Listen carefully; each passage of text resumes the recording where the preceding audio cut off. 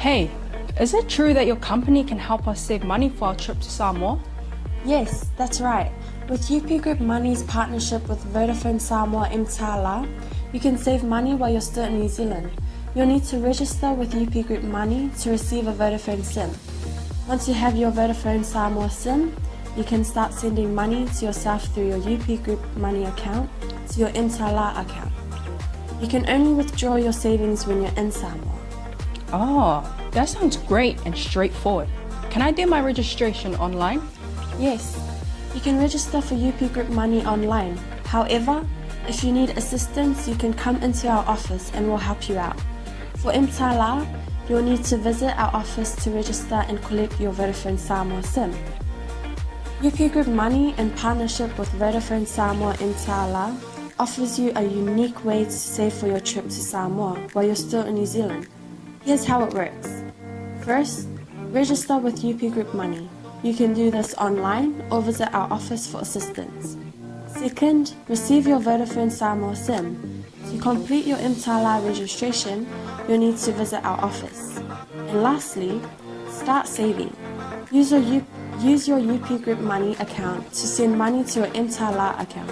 The best part, you can only withdraw your savings once you're in Samoa, ensuring you have funds ready for your trip. Wow, that sounds really convenient. I can't wait to start saving. Exactly. So why wait? Visit our website to register with UP Group Money today or stop by our office for any assistance. Make your trip to Samoa even more enjoyable with our hassle-free savings plan.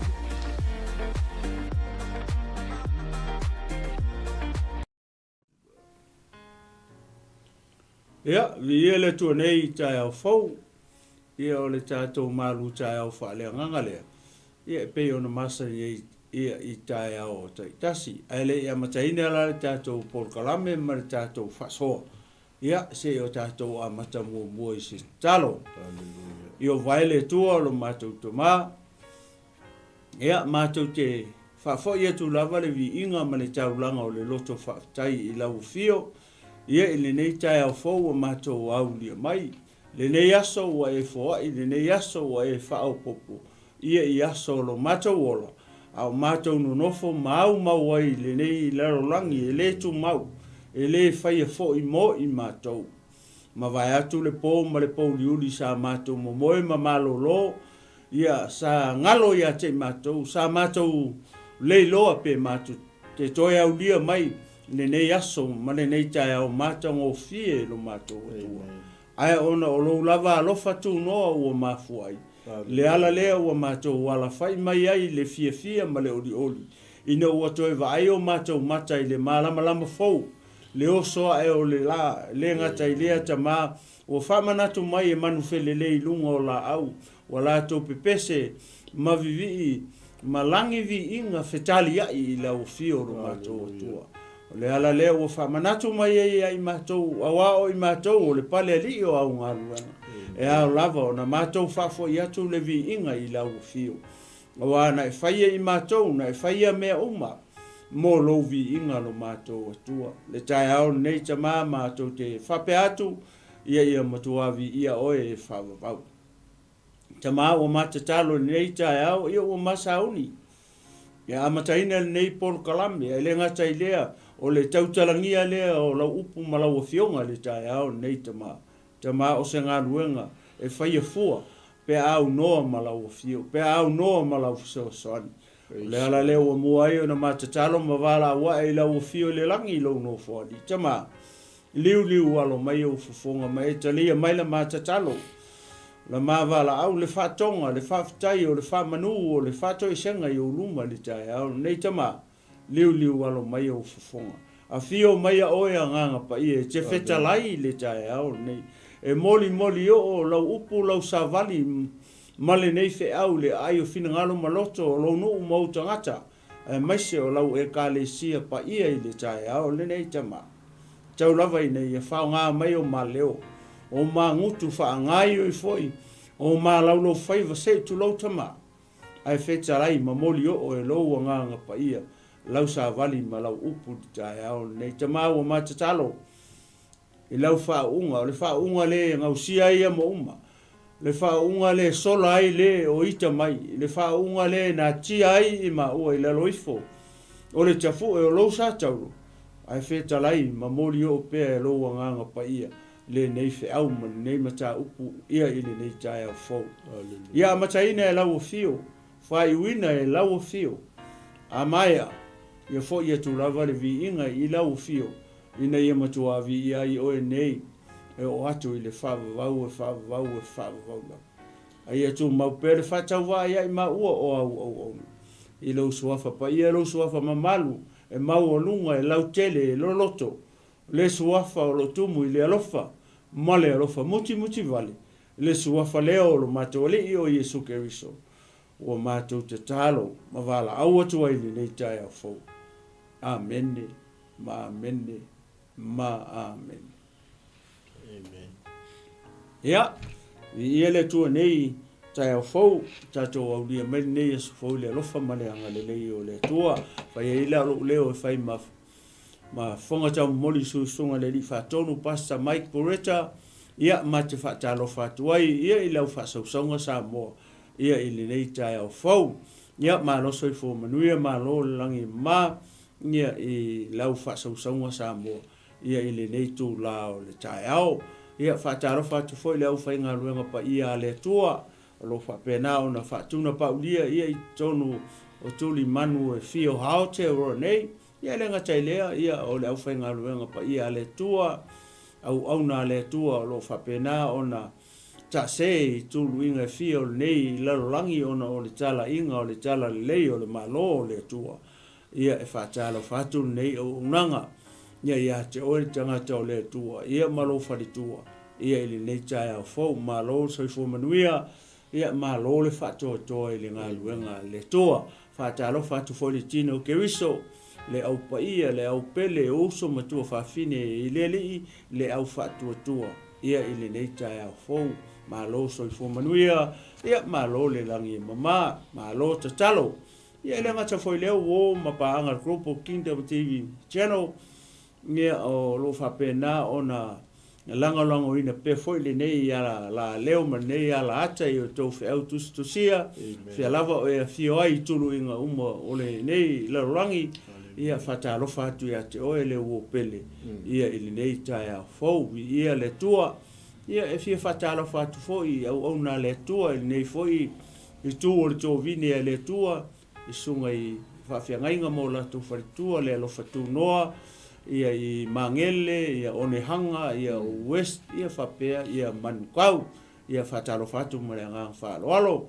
ia I tō sunga I whawhiangainga mo tō wharitua, ia ili nei tai au fau, ia e le fia tu ua se whatalofa, se o mātou ta mahata I tai, ia e lia ta vai, ia lo fio nei malala I tonu o Puapua I Amerika Samoa, ia whatalofa atu ma le nganga whaaloalo, ma le nganga fia tele, ia te oe le tangata o le atua I le nei tai au fau, ia o le tatalo, ia le whamalolonga le atua, I le tino le mawhauwhau, ai sili lana whamalolonga whaleanganga, ia te oe le tamao le ngā ruenga, le tatalo, ia tulu ia le atua lo soifua, maua lau tō whawha le atua, ia awa lava le tau singa, ia o le lafu mā moe Keriso Yesu, ia o se whatalofa lea, o se whawheilu ai.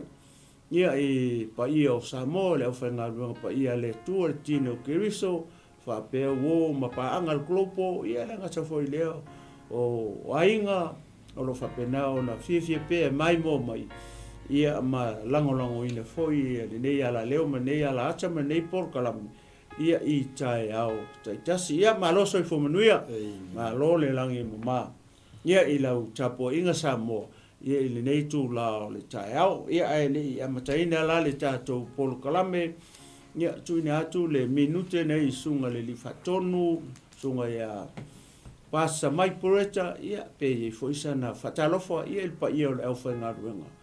Ia I nei tai au fau ma le ngā whaaloalo, pasta, ia le tua. Tai lava le tilu mo le awa noa, tai lo le ua, whai lava lo fonga fo I o tato, malu tai au whaale anganga wale, mai mua mai su tato wa inga. Man, bro, luia. Le tapo inga le au whainga ruenga, ia, whai lava lo fonga ma ta whaatalofa, ta whaamalo le tai au, ma le ngā whaaloalo. Ia, I ele tua, tai sau noa pātau. Ia aele ia mataina la le tātou mata upu ma le tātou whasoa le tai au, ne ia toe fia momoli atu le nganga whaafteitele I tātou sponsors, la tō fo I alo ma tama whānaua si o tātou atunou, ia o whapena ona lango ina foi le nei ministry, ia matutu mai foi o la tau tau au, ia e fisoasoani, ia o alava ia le tala ina, o le tala le leo le malo le tua, whai leo whai masui foi le sunga le li whatonu, Pastor Mike Poretta, e momoli atu ai lea nganga whaftai tele I tātou sponsors. Amen. Ia nāua tau sisile I foi lunga, o le tātou screen, ia nāua ia ingoa o company mai la tau, e le ngatai lea o ekalesia te jasi, ia e mese foi o le au whai ngā runga pa ia, le tō mō la tau whatua, e le ato fia foi. Ia e tutu mai le tau au, ia e langolango foi. Ia o alawa le tala leo le malo o le tua, ia o le tatalo, ia alofa le tua, ia matua foi atu, ia ni ala ese whapena ona whamanuia atu ai le tua e tō pisinisi, ia mese foi le kālesia, ke wiso ia mese o au auna, ale tua, ia o lo whapena ona fia foi e lango ina nei ministry, ia ele, ia maua ele le klopo, ia se mea mwhai o na tau I tuailo tau wanga lelei. O le te talo. Ia le tua o manu ia. Ia tala lang. Ia sa aifo ia tō whaua whamanuianga I lunga o tau business. Ia miso le ka le si le tua. Ia pe o se toi whasoso atu lea fo e moli a toi lea nganga whafteitele.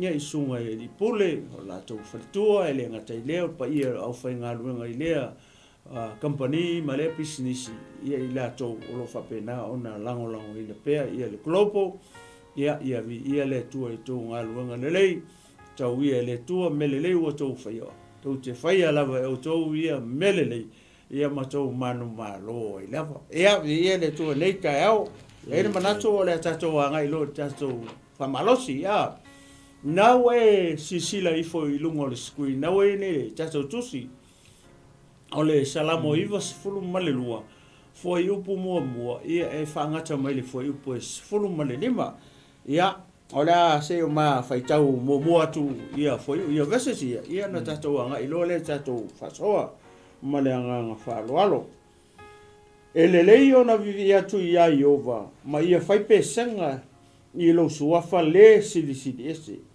ia ta watu le tae ao lo alofa ia tau atu foi le po lo whamaoni. I le la au pese se fulu ona manoa, male nā peni, male leo le kitara. Awa, wa e fia mai a te au I lau ngā luenga. I o vae, o te alanga fia ona o mea, ua e whaia e o au. I o vae, e matua sili lava mea ua e whaia, e le loto lava o manato. O le tangata valeana te leiloa, male vale na te lela ngona le nei mea. A tupu ola o e a mio leanga. E pei o le vauiti. E funga mai foi I la tau uma o e whai mea leanga. E wha pei la tau ina ia wha umatia e o I le wha vavau lava. A o Iova, o lo sisili o e wha vavau. A wa Iova e whauta I e ita I a te oe. A wa whauta I e ita I a te oe. E whano I la tau. E whaata pepe ina I la tau uma o e whai a mio leanga. A e wha maualunga ina e oe lo nifo e pei o le rema. E wha uina hao I le sua u fau. E lo atu fo I o umata I e lama mai e a tau. E wha longo fo I o talinga I e a mio leanga. E ualanga mai I a tau. E tupu ola le tangata a mio tono e pei o le pama. E tupu tele e pei o le arasi I le panona. O e watoto ina I le fale o Iova, e tupu ola I la tau, I loto a o lo tātou atua. A o ina ursina, la tau te fua mai pea lava, e malo losi, ma lau ola I la tau. Ina ia I lo, ai fo, o Iova e tonu ia, o lo papa ia, e leo ia te ia fo I se a mio leanga. Amen. Ia, vi ia le tua nei tai au, ia o veses la ia, po o le tusi lea, o le salamo le iwa sfulu ma le lua lea o le a mafia whaasoa atua i le tae au ne ele te tonunga o lo iei se fe au o lo iei se whamalosi o lo iei se whamanatu i to tonu o vese si e sfulu lima mo le au ke husiano mo le au whaatua le au peli le tine o ke riso i le tae au ne o le au ngā o le upu o le atua mo o e le te mai mai le tae au mama ua le o le a ma whaasoa ina atu le upu o le atua ina ia tau longo ina pea lo tātou whatuatua. E le mawhai ona tupu lo tātou whatuatua, pe a le aise tau longo ina, o oe mā umai tātou uma i le upua le tua. A tonu ua e whalongo so, i le nei salamu, o fola ina pea le au whai ngā luenga pa ia le tua. I lea aso ma le aso. Ai mese lava oe le keusiano. Ai mese lava oe le tangata whaatua i le tae au nei. Ia, whangalo la lo whalongo so oe. Ai ia avea o se mata upu fau i lau whalongo i le tae au nei. Avea o se taumawhatanga fau i le tae au nei, ia le salamo le ma upu ia, o le ala ma tau mwhai whasoso atu. E ei nai upu le ia pe o le ala tau whama mafa fo ia i le mawhasoa. I lalo lai fo upu ia fulu lua so tolu se fulu wha. Nefa mai e tupu ola le tangata mi o tonu e pe o le pama. E tupu tele pe o le arasi le panona. O e ua toto ina i le whale o Iowa. E tupu ola i la tau i loto a, o lota tau atua. A o ina urusina, la tau te fua mai pea lava. E malo losi malau ola i la tau. Ina ia i lo ai o Iowa e tonu ia. O lo papa ia, e le o ia te ia fo i se a mi o leanga. Whalongo foi lai upu ia. O le tau tala i tangata mi o tonu. O le tau tala i ate oe le te mai moa mai li tae au ni. O le tau tala i a ma ua ma pasta. Ia fasi fai tau i e tonu. Leanga o le fai mai o le tangata ha mi o tonu. O le fesidi o ai le tangata ha mi o tonu. A fai o e tali ai e su e a vea mali ma fa o le lo soifua ma ua foi o la no winga. O le upu leo le ami o tonu, e ave li tangata foi lea le ua ola, ma alain lo na o langa i ai. Ia Yesu, leanga o Yesu, le ua ta ua ami o tonu ina i tatou. O Yesu, o le ngā luenga le na fai Yesu i le sātau. Le ua ta ua ami o tonu ina i tatou. O tatou, e le ese tatou ami o tonu. Le famela fionga pa ia le tua. E le ai se ami o tonu i lalo le la. E matoa i le ai asi. Se tangata ami o tonu. Whamai fo i Isaia. Perfecto Isaia. Whamai o le tatou ami o tonu. E pisi a pei o le i o le mai. Amen. O lono winga o le ami o tonu o le tangata. E pisi a. Tu lo e manu leanga, e manongi leanga le ami o tonu o le tangata. Ai whawhetai ono o Yesu Keriso ma le taulanga na maliuti ngā ele sa tauro. Leo wa ta ua mi tunu ina i tātou ona ole ngā luenga na whai e Yesu Keriso ele sa tauro. Le whamai e tupu ola le tangata ha mi o tonu. E mangai e? O le tau mai, e le ngata, o le tau mai e tupu. E tupu lauolo, ola, e ola. O le foi la e tau mai, ma le nofoanga, o le koko ai. O fea. O fea le me tau ona tupu lauolo, ola, i lo soifua fale anganga. O fea, wharekalapu, se si mea, le ai, o fea, o le fale o Iowa. O le fale o le atua. O inga, e to tō ai au. I aso uma lo soifua, ma lo so ma ua fo iola. Leanga o ina, e tauna toto, ina ia tupu lau ola. Pe tupu ola ai, i fea, i le fale o le atua. Lea lau e whalongo ma i le tae au ni, whamai o le tangata. O le tangata. Whamai e tupu ola le tangata. O le fesili o le tangata. A whaila o le te iei to tonu. O le fale o le atua. O le to o e to tonu. O le fale o Iova. Ai le ola pe le ola lo soifua. Masau foi ola. O lona winga e ki mko e ke le e le fesili. Ai sea o le tupu ola ai o e maa uto tonu. O le fale o Iova. E le mea ngai fale kong. O lona winga, e ke lea le whale tonu. E ke lea le mele misi i lau soifua malo ola. I to tonu o le mele koko e ka ua. A o le iwa enga le ta umai i. I le salamo lea. O longa winga, o mea ia le misi i lau soifua malo ola. O le mele na ua lai onga le ola matupu tele, matupu lau ola oe ma uto tonu. O le whale o Iova. Langa le whamai, o le tangata. O ai tangata. Ia kali ai oi. Amen. A whapea, ue whapea ifo ma u whapea ifo o au tangata lea. O lona winga la. E te tau la ona ola. Tau ona tupu la ola. Pe a whai kau ke whaia me i le whamai le umata toi fo i me le a maka mai salamu. A leu whai ui salamu. A leu a tau mai i. Whamai e tupu lau ola. Le tangata mi o tonu. E le lopo o le tangata. E le lopo o le tangata. A le fesili ngā le tae au nei. O le tangata.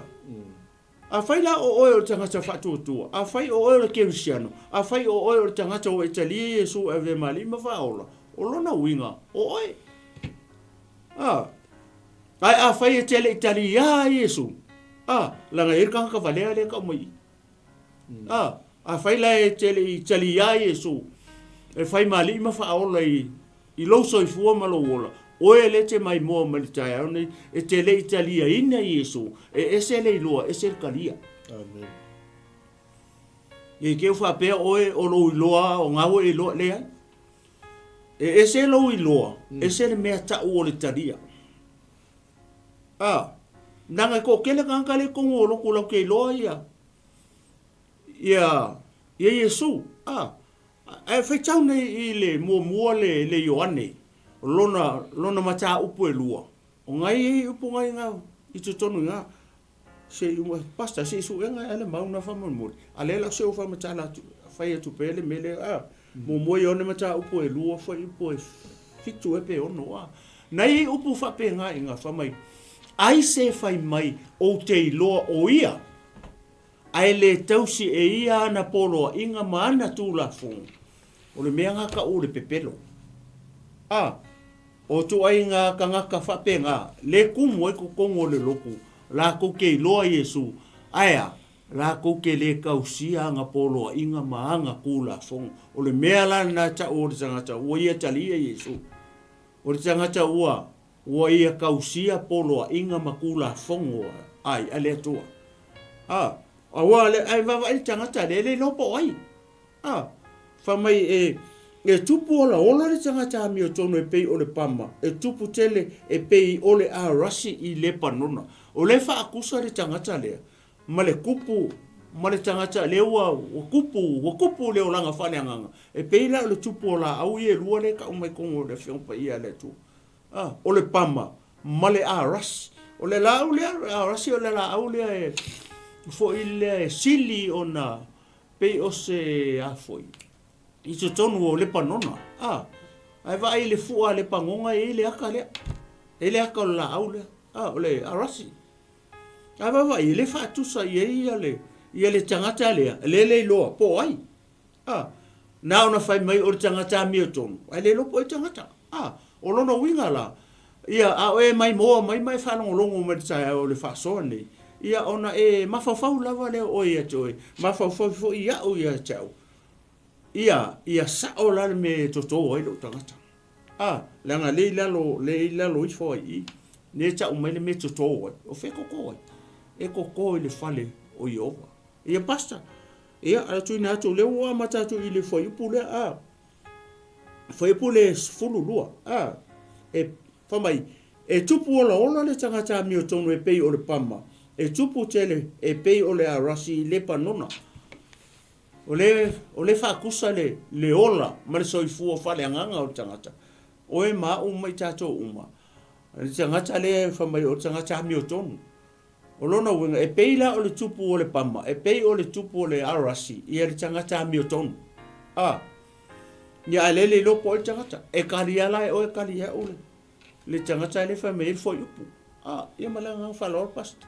E le mau le so e finangalo.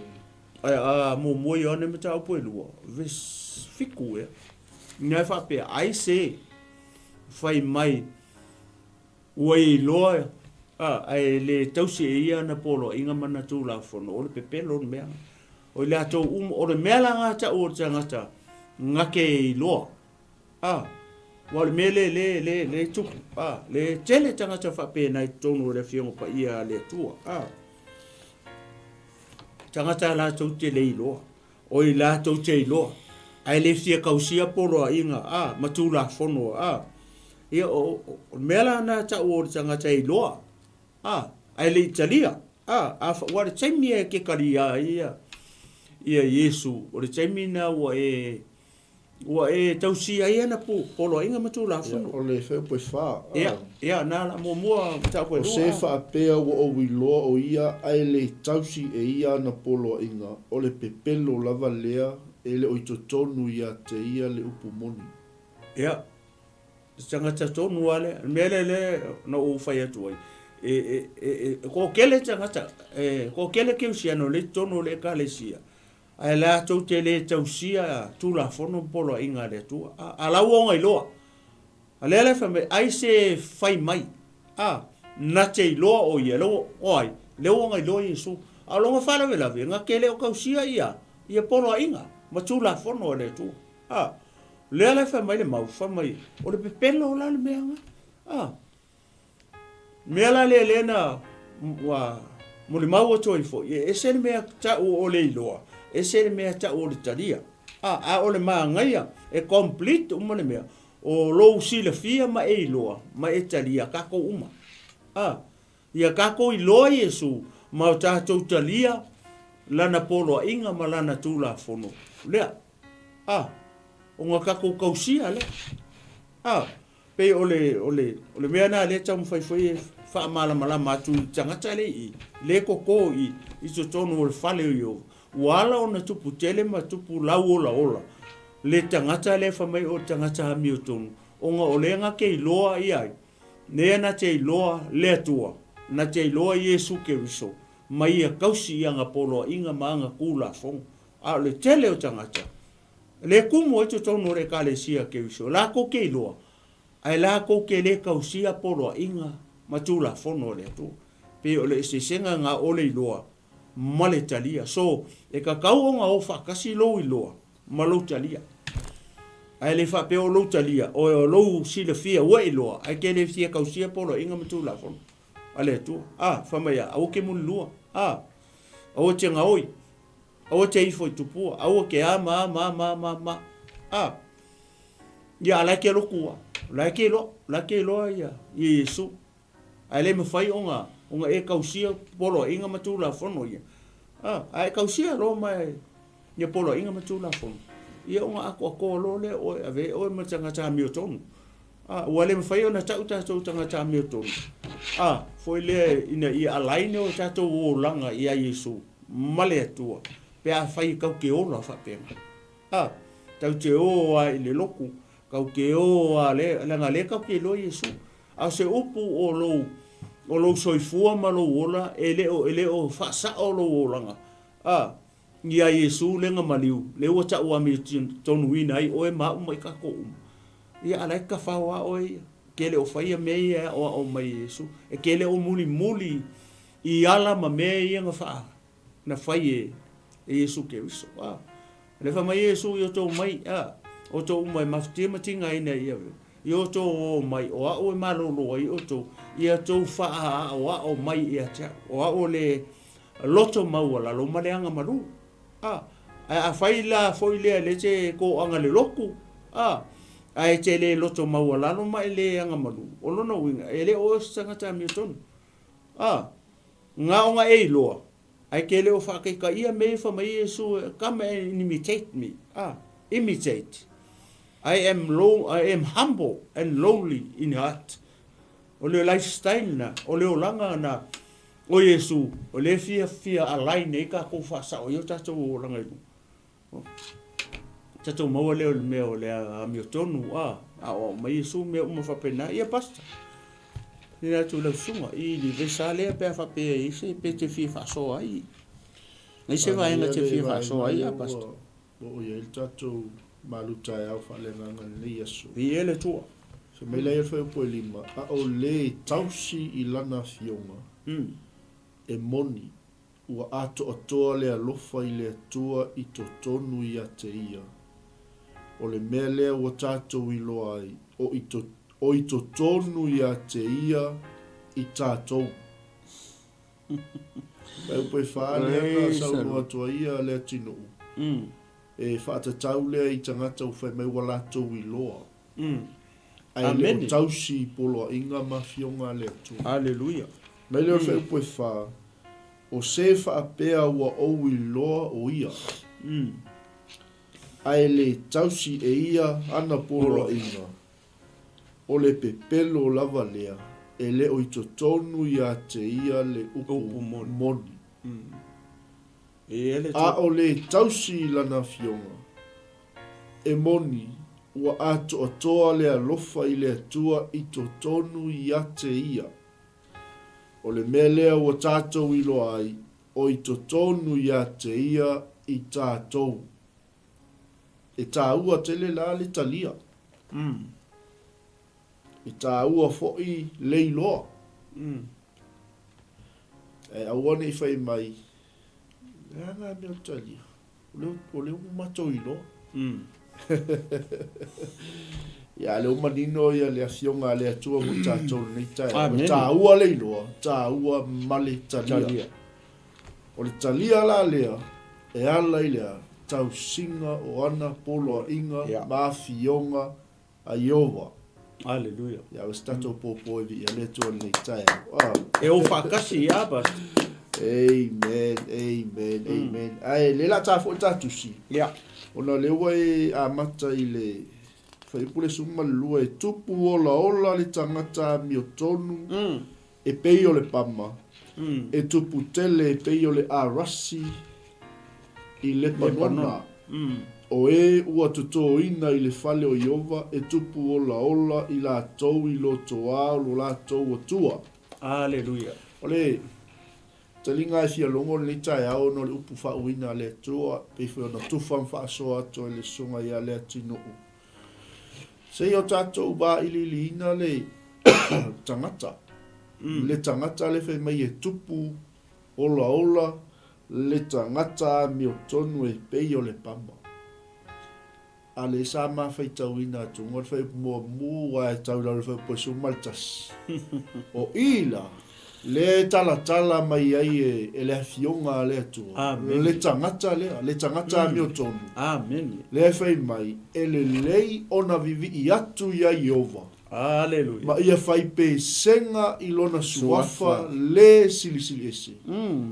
Ia tau watu le tae aolo wa lofa. Ia tau watu fo i le po lo faa maoni.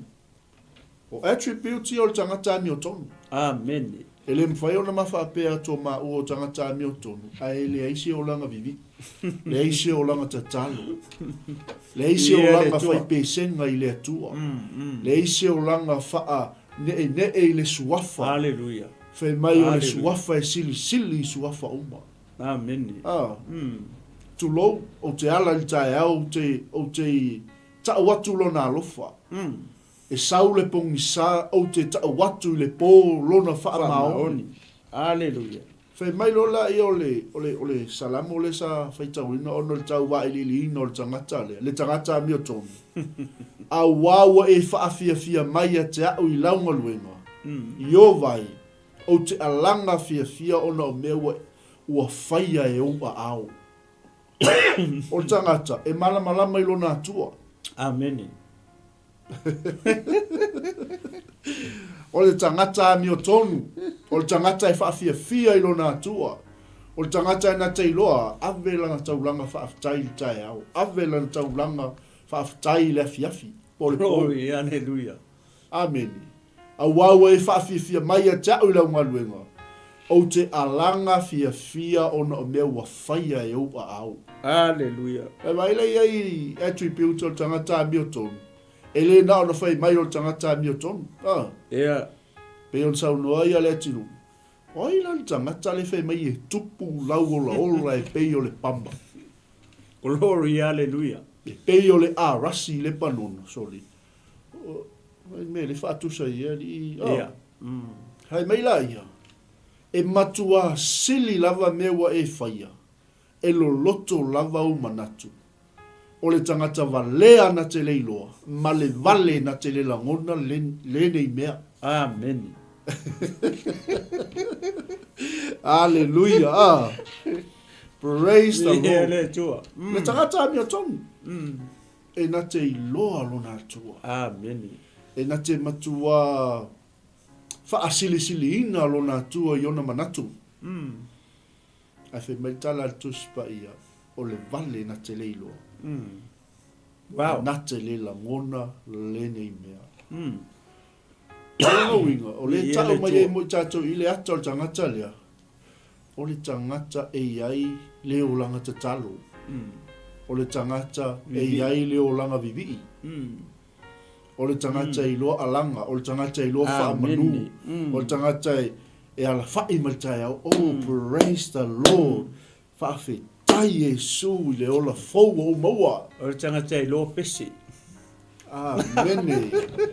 I ia Ia le le tua. tua. Lea la. O le tangata la Amen. le. Le vai mai. E vivi. E whai pe senga. Wow. E alanga. E whaafia fia i lona Glory. atua. Hallelujah. Amene. Ai sea. Ua malama lama i mea ua whaia e a ao Yehova. E matua sili lava mea e whaia e lona atua. Ai sea wailo loto. Manatu o le atua. Ia, pe o le... Se ta ola i whai upu le wa le uta amata ia. Ai o o toi fo ila ti tua. O no le mana ia te lo mele. O ila le tangata ni. Te ua mai tau mai tato ai ngapea. O tangata mi o tonu. Yeah. Ia e le mawhai o tato Yeah. whai. O tangata ai le lea tato mam. Po Yeah. ala. Anga vaa. Yeah. O tangata mi o tonu. Pe whawheo na ia maua le, pe whawheo ngā whaile le qualify le mere ta ua na mi o tonu. Amen. Pe ona whai tu fo e o tātou i rese tātou a mi o tonu. Au o ta ua mi o tonu ina i tātou. Ona o Yesu Keriso, mana mea ngā ia whaia. O le kako wala ia me whai o le tātou taria i le whatutua. Le mea na whaia i Yesu. Ia ona ta ua mi tonu ina le o tātou. Ona o le ngā ruenga na whai. Ngā ruenga mai ana whai o le tātou i o Yesu Keriso. Au kako ia le mwhai kako whaia. Ui kanto i. Ai o le pe o le alanga whai le pasta le o woso i a matai. O ngā o le o whai upu ia ngā maka lewa e maua mai. O whai upu ia le na te wha matala ina le tangata mi o tonu. Amen. Versus ia. Le na te wha matala ina la le tangata le i whai pure se fululua mai. Le tangata le ofisina koe po ai tangata. Le lo po ai tangata mi o tonu. Ai aga kilo la i le tusi. O inkusi e kusi. O ta vita. O le salamo o ta vita. Au le mea na manga i foi pasta le se uko e kau whapire kiki o kua i tato i foi mai.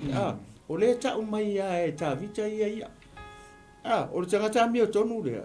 O le tau mai e ta vita ia. Manga mea nga whai. E te ilore foi upu le whapea ote. Ngā la a kau le upu ngā rongo wingo la kau kala a ta vita ia. Ia ole mangai ala ole whamakalanga mai I foi le whamai. E le ona vivi I atu I a Iova, ma ia whai pēsenga I lo sua whai. Le siri ese, ia tau atu I le tae aolo walofa. Ia tau atu foi le polo whamaoni. I le la au pese se fulu ona manoa mane na peli, ma le leo le kitara, au au e whawhifia mai ia te au. O e la kaukala I. La ka vika ia. O e fia mai ia te au I lau ngā luenga I o vai. O te alanga. O ele walanga I. O ele kaukala I.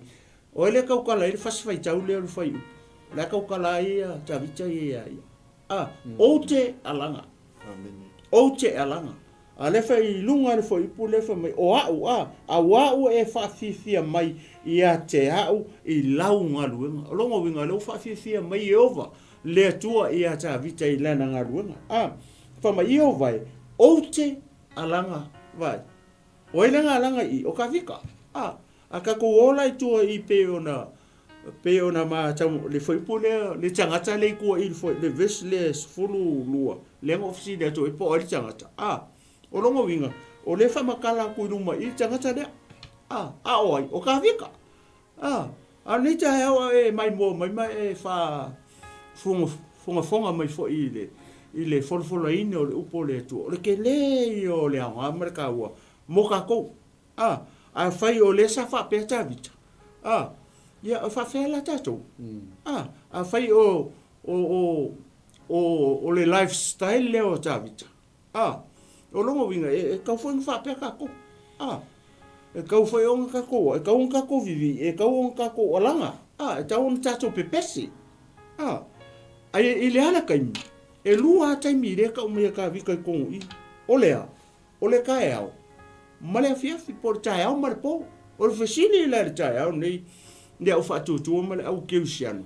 I le ngi fo I ka e au. Ai whape I mai lau.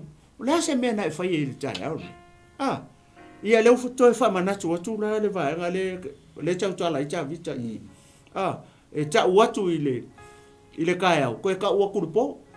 Le fa maongi male alofa o le tu arfechini nga e ka ua la le ka au ngen mele o la se mena e ta ua tu ile tu o mangi o la ta vita ia ta vita o le nga mota to le o kisian mo le fa tu tu e to fa manatu mai pe o le upule mate fa tu so o ia so o le fa manatu o le fa malos i to tonu le fionga pa ia le tu mai ele ke nese ka ulfalina mo tatou I le aunga tupulanga nei wa tatou le anga tatou malanga fa le anga o le tatou fa talinga fo le tatou li fa o le mystery so auangi o ka ko fa ka mala I kaimi le tae au faile ka waku I le tua lona lo fa le wala ia wala le mo ko I malulu o ka au o le tae au ia o wala whalongo oka se maru.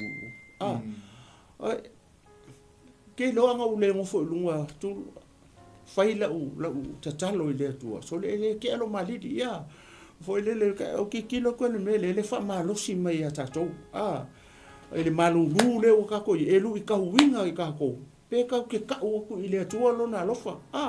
Lele ua le se pauli uli le ua mou aku le pauli uli a lele ua vai kua kafa mai aka o le tae au oso ele la o le fisiri o le hara tātou mea whai ngi kaya na tātou ta uatu I le atua lona alofa a whai la kau kere I ka ua I le atua ia le lau koe wha mangaku mai a whai ua le ka ua le kaya au ia le sau le fiafi koe kau I le atua I le fiafi le kau kea ngai aku iei lona fa maoni ke fo I upu ia o se o nga tele mo tato le wa ko ngofa ka vika I mo ko fa makala mai le malia la tu I fa mai fa mai o tanga ta mi o ton ai ku kilo la I o ka vika o ta vita le ta vita ia ai le mi fa nga ka ukala mai ka vika va pe mai o tanga ta mi o ton ele me fainga fa pe mai cha vita o tanga ta mi to ai sia langa le ska ko mi kom ai vai de manga eu tu singa ele fai sala mo le tupu ole kusi ia anga o kako e sa o le mau le ngo malo panga fa pe o tanga foi lele wala ngo le winga anga o kako e ale tai mi e oso ele loto foi le o fia makamua mua pe o fia I loa po o fia le tangata ngo folo mo ko e longa ngo ko ia le la wo fa so so mai la wa na na ye o le si le ye I le tinu u le wa le toi luo fa yupu uma tato ia wa ia al mana ia le si tato wa ili ina pel tangata le ya le tala no ma ya tato ia vi ele tu bo le va na lango ba tia sa ia sko ingo tavita a o le fa ele ia lua ele langi o ia le langa tunga mau yo Israel le o tangata mata ia ai fa fe la le mau le mana va o le mau le ola o fai ala me amen wa le fai ma ko ai le fai ma po sumalu e tupu ola le tangata mi o tonu e pei o le pama e pei o le arasi le panon amu ia ko fai sai ku le pangonga so le ala i ka ko e makua I illa e pei o le aras ai fia le se mamao se me te ia ngai la ko le yo le pangonga e ta to fai tapo e ngai nga mo ka ko pise nga mo ka ko vi nga pa ela karaka ko e ka ko ngare wal mato fai sai tu le panona o numero 5 le panen ale uma tai au de soli e tupu ola tangata a mi o tonu e pei o le pama e pei o le arasi le panona ia o le arasi le nga vali po le ia le nga fai de man o le mauta o le atua o le sila me le manga ia I si tatu wa ili hina pel tangata le ia mai o ea mi o le anga e pei o le vau iti la tau ia vi ele tu e fa umatia I la tau o e fai mea le anga e fa wa vau lava e fa ta ape ina I la tau wa va ile ye le o sa we mal tangata le o lua tangata ia vi ele tu o le mea la le o le tangata e le ta ua o le tangata a mi o tonu ea e pei o le vau iti e fa umatia e fa wa vau e fa ta ape ina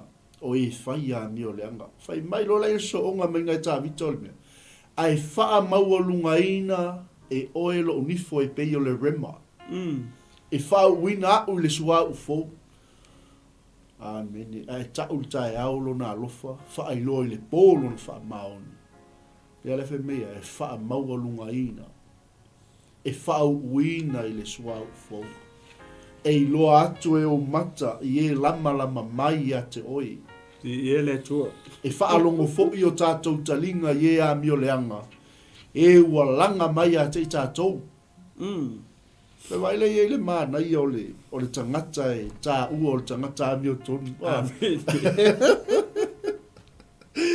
a ngale lua tonu fai upu le woso mai ma tangata a mi o leanga ia a voina dia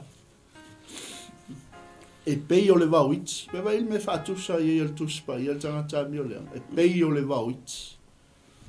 E funga mai, ai wha umatia e o le wha avā. E wha ta apea peina. Ai whai mai, a o tangata mi o tonu, e wha maua lunga ina. E wha uina i sua u fau. E lo ato i ona mata, e lama mai a te ia. E wha alongo fo i ona talinga. I e a mi o leanga ua langa mai. Tangata e fau vale mai le tangata le ami o tonu. Mai lo leo tāwita, e tupu ola le tangata ami o tonu. E pei o le pama, ia, ngei mea o le pama, E tūlungo le toafa. O le ola. Sao la au tupu sao Ai masalo le o a kama ia mo kwa muka ukia. Wa o la loi. Papa E tupu ola. E pei o le pama. E tupu tele. E vai e. Tupu ola. Tupu tele e pei o le arasi le panona. Ai su atu lai o le numero 5 le panona I Monrewa. E te tupu tele e pei o le arasi. Mai le fai po suma tonu lei. O e ua toto ina il fale o Iova. E tupu ola I la tou I lo toa o lo la tou o tua. Amen. A saola le mea e toto ina I o tātou tangata. Yeah. E le ngata o tātou whaalupenga lea o tātou o tangata mi o tonu. Aia, ai tupu ola. A o ina usina ngai fai mai fai po suma le wha.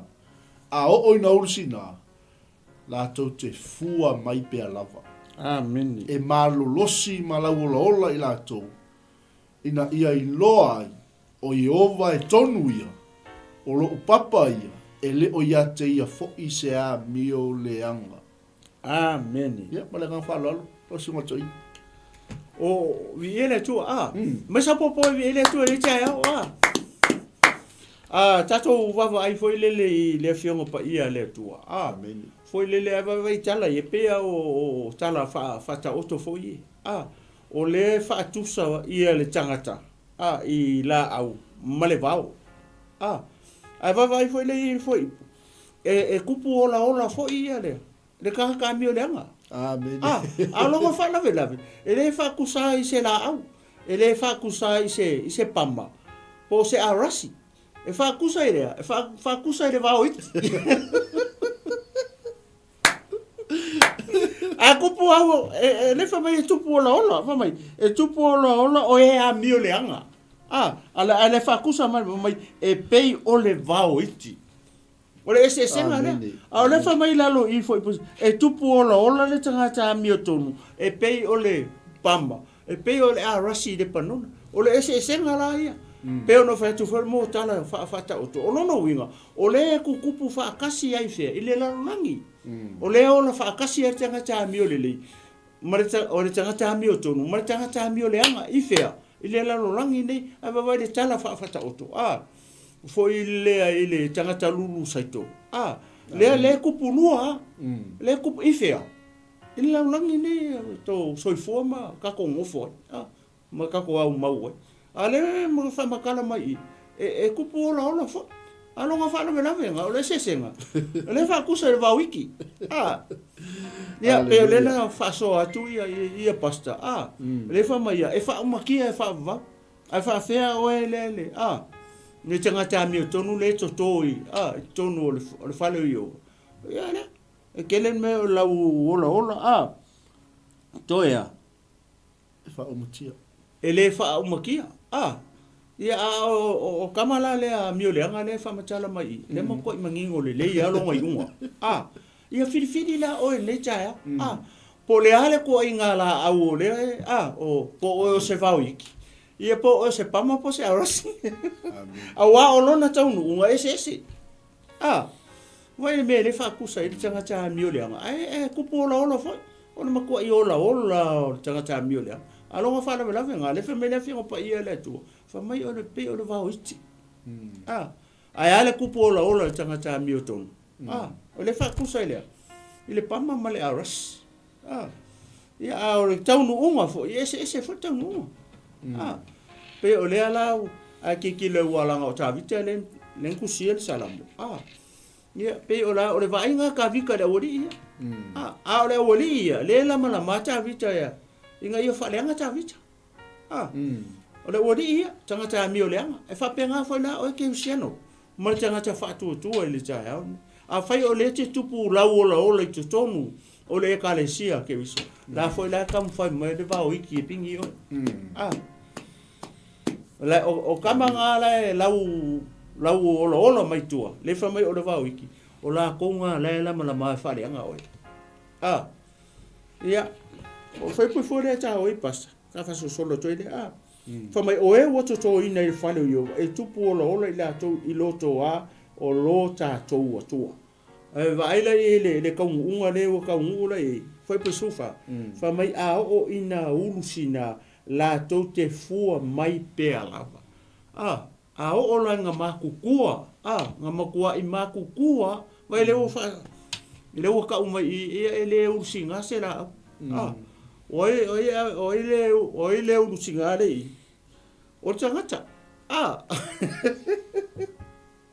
o ina ursina la to te fua mai le ala o plural le fainga o le foi upo le kusinga fa mai la tote aisia le waka ukala wangu mila kele foi upo fa mai o ina usina pe makua po le ala fa mai la tote fua mai pe lava amen e fua po le ala ko inga makua o soi fua o le tama po tina I to tonu o le kalesia le tu e fua mai lava e fua mai lava nanga ya langa la sa o mere ko a fai la o le mai mo me cha o nei ia ngai ki si le fia e tari leva o le vai ngale mai vai fo ia u ia cha po sa o mere ko po to toa u fale o le tu po ko u I kua ko o fale o le tu o longa wingala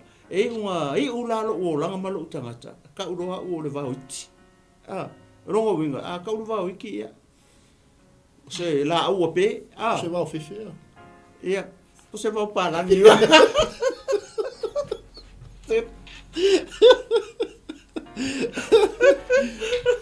a fa fela tangata le wo lusina ele fua mai o le upo le tu le ka ki o la la lo a tangata wo lusinga o le tangata wo lusinga ko kongu o le o le loto o le tu por fangu o le tu e fua langa o upo nga le tu a fai o le ke lusinga ke ro ko kongu ia o ngaia o ya le tali nga mea ka singa o so vale o le mea ka o le vauiti Aleluia. O le mea nata o le vauiti nye mongi mfamaongi ia wa le fape foi le alu alu fape e koro ifo a ursinga fape o le au amio kongura ia a ponga e feo e fa kasi a ursinga o le tutono le fare o le tu ia ma ursinga foi le ka fao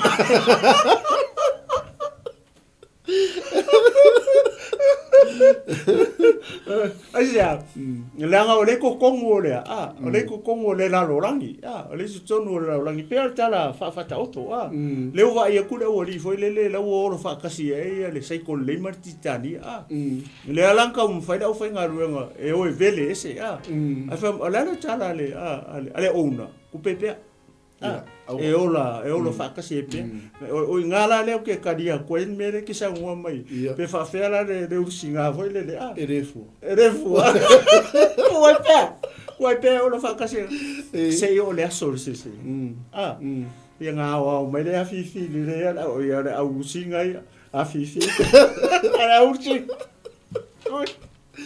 ia kongira Kongi le pafi ya we la ursinga ya ya oli ele fa ma ia va witi ya ko ursinga le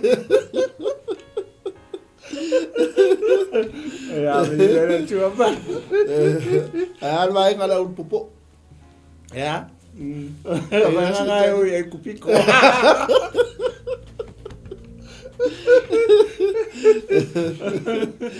Aleluia. Fa u po mai ngai ku biko. Esa ka ma ma sa ora ki fa ngo you brainer. Sa lo le steina. Ale o fo lo le fa va o lo e ku biko.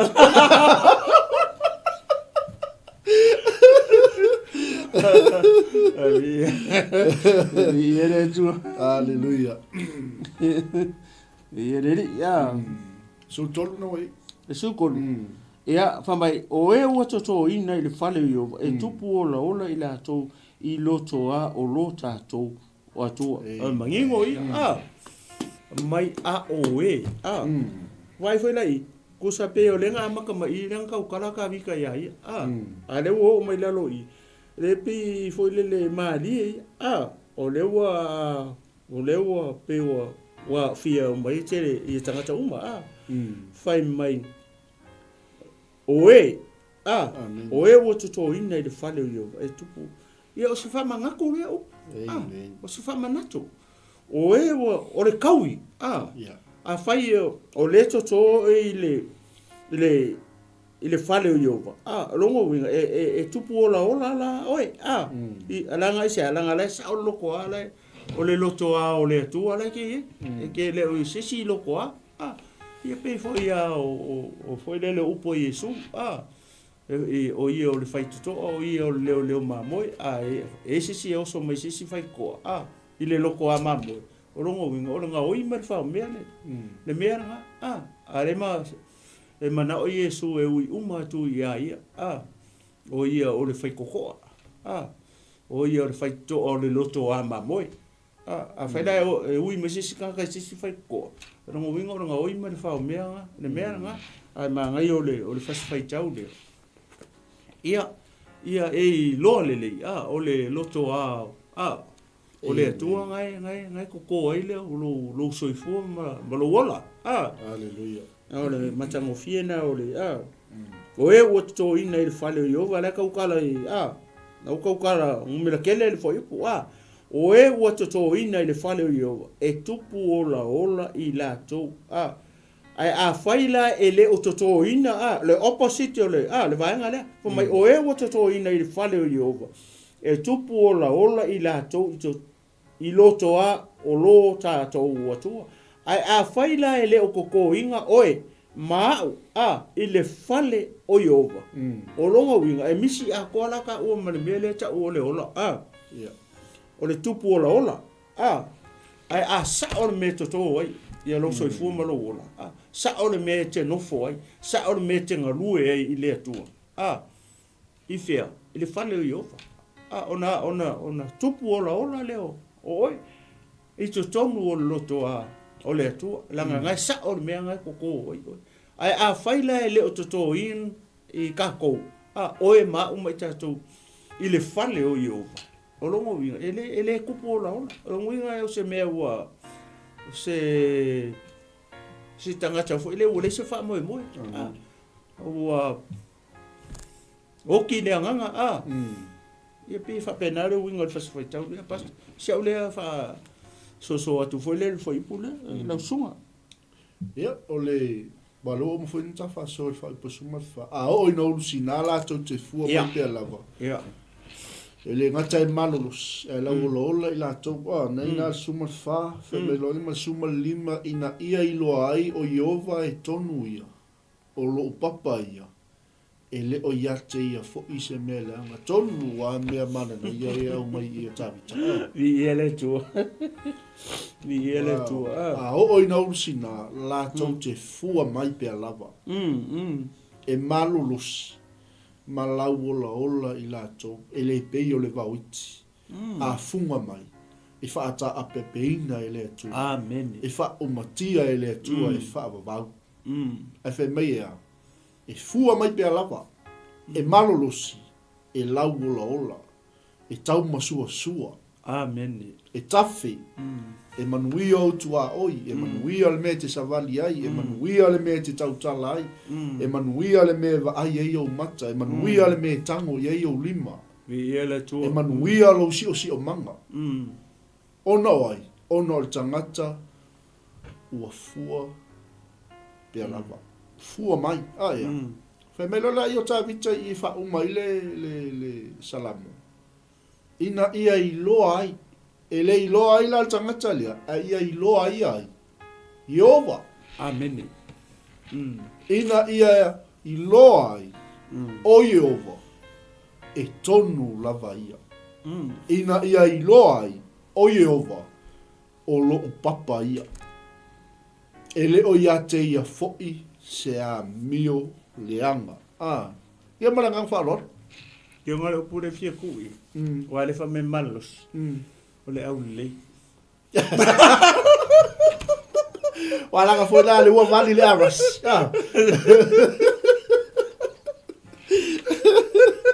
Ai sea. Ndanga o le whakai kai ia Iova. I fea, i le ngofo anga sao. Amen. I le fale o Iova. Ma le loto o le tu. Ia pi... Ia, vi ia le tua. Ai vai foi le tangata whata tari ai Iova. Ka lenga rue. I whainga ngiso uso vai ia. Masangi ia. Whapea ka ika ia. Ai ke koe vai aku. Koe whelo ai i ngā uso soli. Pe waka makua. Foi le. Arau tangata lenga lulu. Ai se alanga le sao mere koe. Amen. O le ale upure ka mai. E maralosi. Yeah, I'm joking.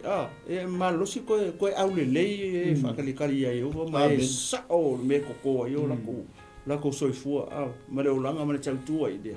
Amen. Ne ua anu o lua whamataranga foi lele. Ma ngai a mata mai a tā vita. Kango le o le whaisalamo. Ku ua i kokongu i a tangata uma. Ai ko i umai lalo i u whai umai. Wa mong kore tau wa mai au Famai ao ina ulusina la tau te fua la kau kala la ngumera kele foi ai fai uala umai ele kuskusinga ka vika le ala o ka ume ka vika o ia ko ka ume le ko famai ina ia ilo ai o Yehova e tonu ia o lo upapa o le papa oi o le papa o ka vika Amen. o ka lewa o kau kala me vita o ia o Yehova o longa papa au ko kongu I male amatanga le fa mai foi le fa mai ta vita ote ia sau lo le fa mai le la wo include ka ko matanga ta le fa mai o e ambio le anga ngara ka kala ngo merkeli ia marchanga ta le ma fa so ku ale u fa I ursalam ale fa mai ka o lo papa o le wo ngumela kasi ele le wa ka me ka vika fa mai o longa papa ia yo va ia ole mkwa manga yo fa unga ole o foi le fa unga tusi fa mai a o ina urusina la to te fua mai pe la vala ngumela keli longo winga ola fas pe a fa ia o le sa o mele to to I ka ko uma o le fale yo va ma le loto o le tua ale wa alua mai e malo losi ma laulo I latou la ngumera kele le ngaka malo losi e ola malo loinga e ola healthy ia tangata ke usiano ma le au fa kua ale wa o saulo le lo le fai ungo le fai ina ia I lo ai o Yehova e tonu ia o lo upapa le ala uta ta vita ia Amen. O lo upapa. A fai o le fa meta vita I o lo upapa. Fa feka ko. Amen. Fa feka ko le ka ulunga I fa feka ko ye u singama lo si le ta umenunga I. O fer ka ko papa. O ka ko papa le kas. Amen.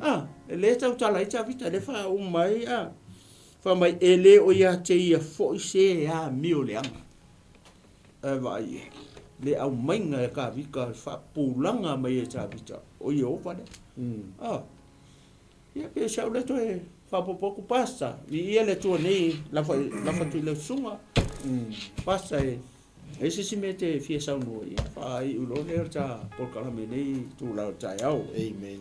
Ia mana ia tele mele o fai o chacho manu cha fa le nganga nei aso.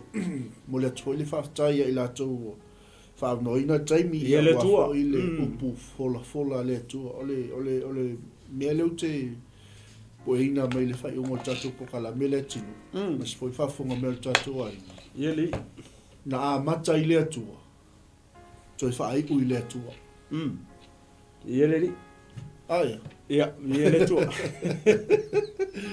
o tele la tangata e lo amata e le lo fai ia le na ngale leia tino mai ngalo lo le tua ai le ala fe meta vita ia tato ta watu il tai au na lo fa amen ia tato fa ai lo atu le polo na fa ma tato ba ai la sala mo ato ani na mata ta vita ile tua sa o ila lo wa o numero tele o yel tanga ta mi o leanga o yel tanga ta mi o ton fai ui umai tala noa mai ta vita yate ia ale o mange wa o vi ia ile atua amen ele o ia te ia se le anga bene e salo o se ongi le sona o ni se auta ua mo tato ia tato te to mana tuai ma tato nga I pe luma tato sa ma tato ilo o lo so I fu io ma o lo fa manatu mai fu ele fionga ia te tato awane I ngalo ia te tato o la na sa o me to ina yo tato tamata se le au le o le upo le tu e tupu lo la pe o le pama e tupu tele pe o le arasi le panona o no sina e fua mai pe ala sa o lo ia le tinu e au le e malo losi e lau ola ina ia I loa o Yehova e tonu ia Amen. o lo tātou papa ia, o lo tātou olo ia, o lo tātou talitā ia, o lo tātou atua o le whaamalolonga, e le o ia te ia se a mio leanga. Amen. Ia, ma le ngā whaaloa. Ia, mai lo whasoa, o sunga whatonu pasta. Amen. E ni manatu ia o le a whangata mai i tātou porkalame, ia e li whai uinara le tātou porkalame se tanu. Ia e to e whamanatu atu ia le tātou malanga le mo isara elu. Ia e le tino ke wiso o ai fie malanga nei mo isara elu tau sang fou. Ia le tatala le avanoa. E foi le ai mo sesi so sesi ya o ai ia se tangata e fia malanga nei ni ona fa so tai mai lo le numero na we lungo tato screen e te vala o mai sunga i fa tonu pasta mai pureta ia vai te le o si le fia ia le sua fa le fa fengainga ia o Mike po Mikaeli Pureta. Ia, ona e wala au mai le numero na wai lunga o tātou screen. Pea whai e te fia maua se so swani. A whai e se mea o e fia malama mai. Ia e te ipu e fia mana o e awe uma ia ta maiti, ia malta mao le ainga. Ia e whata whawhoi maa sia ia le nupa ia male le sa whea fia o e tātou li whaola.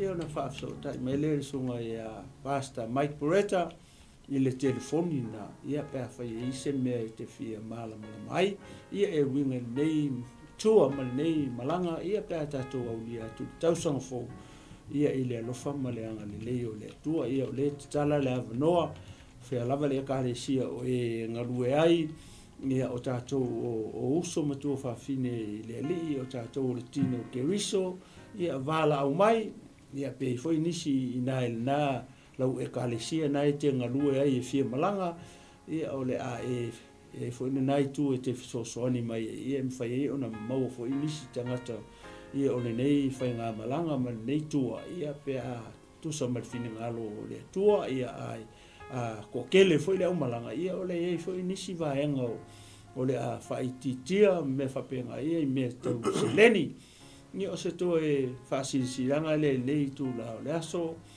ni tatalo mai tatalo atu tau fai tatalo fatas ina ia tato au lia fatasi le aso le lo famalanga le tua ka tu so malono finga ngalo fatau no ina le fai nga malanga ia male tua ia i le lo fo le tua ia o se to e fasilanga le tato ainga ia le tino ke viso a mesen mamalo si o tato atu no pele o Samoa ia le terminate ia ole a fai wina i tātou se talo.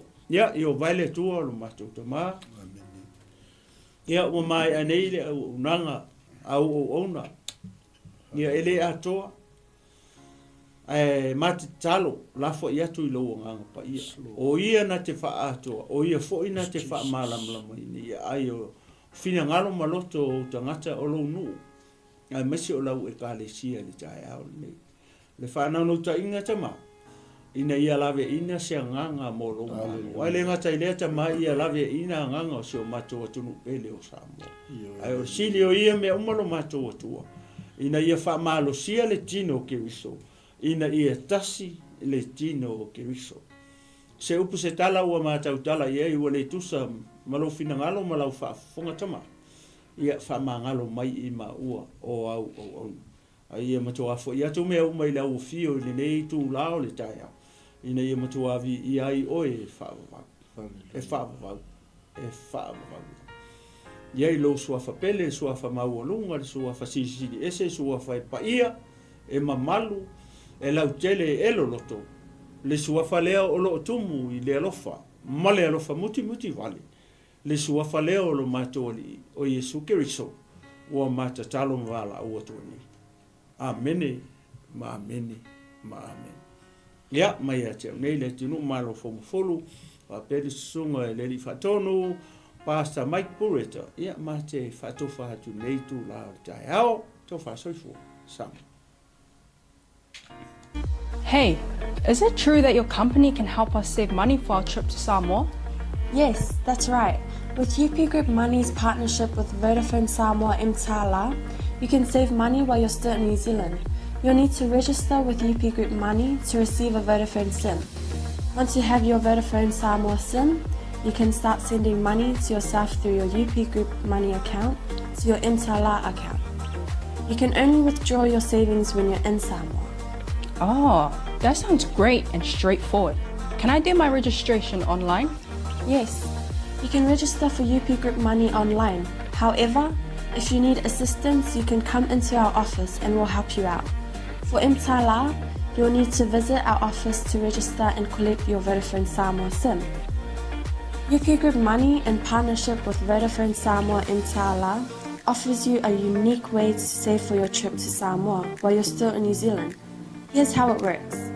First, register with UP Group Money.